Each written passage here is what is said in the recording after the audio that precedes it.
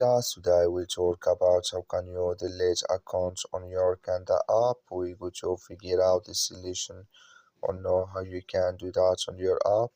So you just follow these ways, then it's going to work with you. So all you have to do, so you just view down here, you click here on menu down here, and you just click on it. Then you come to next step here, it's going to show for you like this here. Then all you have to do, just go here above this sign, click on it.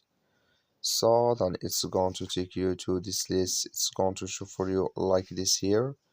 Then all you have to do now to delete your account, you just go down here, you click here on delete account, then you click here on leave Qanda here, then it's going to here to delete your account. That's all you have to do. That's all. Thank you for watching. Don't forget to support us by liking, subscribe.